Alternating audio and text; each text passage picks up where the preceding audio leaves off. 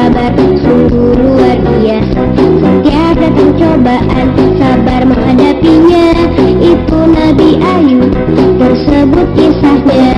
Ketika dia miskin, dia pasti bersabar. Meninggal putranya, dia juga bersabar. Pemerintah pun sakit, dia tetap bersabar. Hingga satu saat Allah menyembuhkannya. Ayub adalah nabi ke-12. Ia putra bin Ishak bin Ibrahim.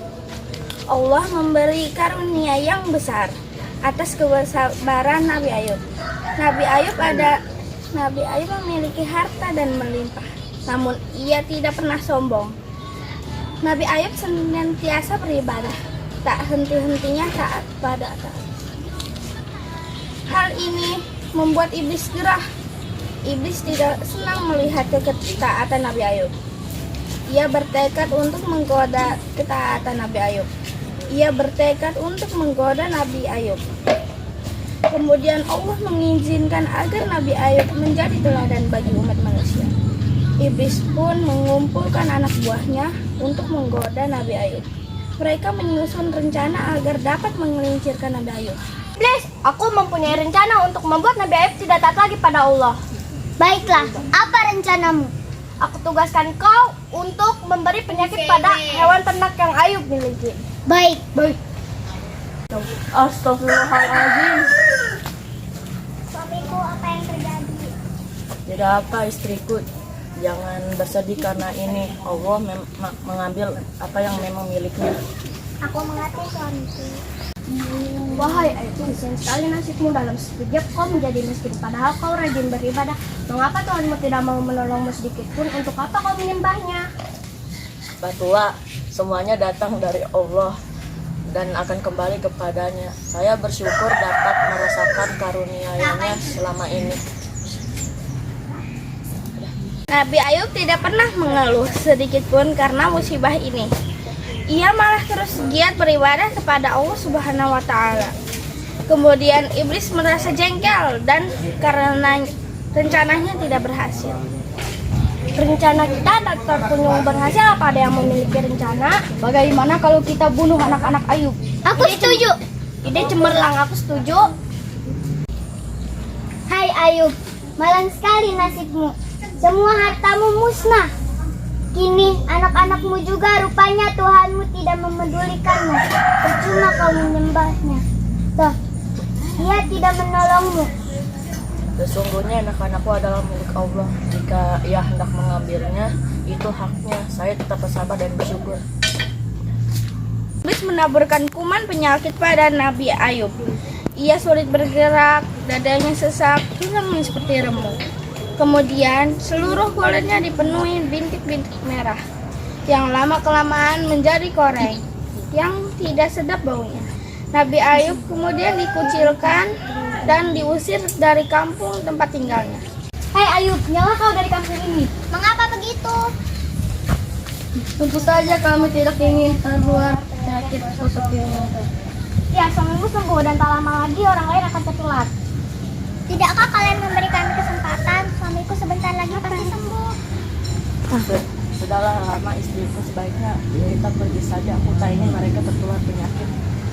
Nah, lihat kau sendiri. Ia saja yang pergi. Tidak seperti itu. Sudahlah. Sayang. Ayo kita pergi. Jika kau juga tak ingin bersamaku, jika apa, aku ikhlas. Pergilah kalian dan busuk. Baiklah suamiku, aku akan ikut bersamamu. Aku akan merawatmu sampai kau sembuh. Dengan sabarnya menuntun Nabi Ayub meninggalkan kampungnya. Mereka pergi ke tempat yang jauh dan dari hiruk pikuk umat manusia yang tidak bisa menerima Ayub. Tak terasa udah 7 tahun mereka hidup. Seperti 7 tahun juga penyakit Nabi Ayub tak terkunjung sembuh. Namun ia tidak pernah berhenti beribadah. Ia selalu taat kepada Allah Subhanahu wa Ta'ala bagaimana keadaannya. Suamiku, mengapa kau tak meminta kesembuhan pada Allah? Aku malu untuk meminta kesembuhan kepadanya. Aku baru sakit selama 7 tahun, sedangkan aku merasa kesehatan dan kekayaan yang Allah anugerahkan selama 80 tahun. Aku mengerti, sungguh sabar sekali. Suamiku izinkan aku keluar sebentar mengambil makanan. Terbesit di benak Rahma untuk meninggalkan Nabi Ayub. Iblis pun mendekat. Hai Rahma, tinggalkan saja suamimu. Lihatlah kondisinya. Tidak ada harapan untuk sembuh. Kau hanya membuang waktumu saja untuk susah payah mengurusnya.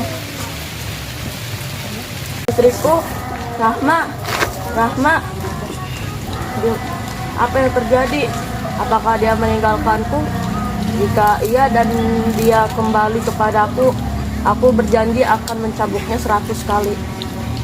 Kemudian Nabi Ayub meminta kesembuhan pada Allah Subhanahu wa taala. Dan Allah mengabulkan doanya. Nabi Ayub diperintahkan untuk menghantarkan kakinya ke tanah dan memecarkan air. Kemudian ia minum dan berendam di air itu. Seketika penyakitnya sembuh. Ketika Rahma kembali, ia begitu kaget melihat siapa yang ada di rumahnya. Siapa kau? Di mana suamiku? Akulah Ayub, suamimu. Allah telah menyembuhkan penyakitku. Alhamdulillah Rabbil Alamin. Suamiku, aku sangat bahagia. Maafkan aku sempat berpikir untuk meninggalkanmu. Tidak apa. Dan terima kasih kau telah berusaha untuk berada di sisiku. Tapi aku harus menepati janjiku. Jika kau kembali kepadaku, aku harus mencambukmu 100 kali.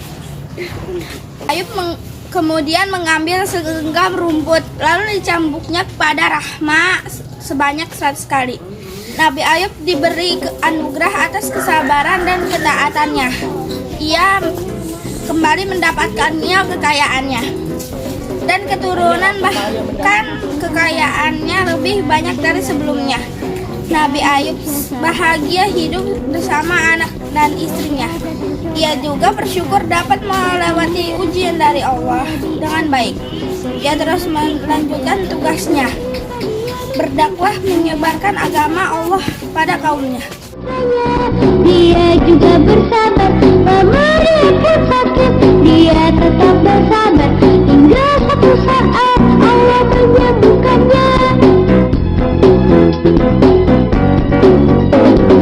Siapa pun kan kagum bila mendengarnya. Ada manusia sabar, sungguh luar biasa. Setiap datang cobaan, sabar menghadapinya. Itu Nabi Ayub, tersebut kisahnya.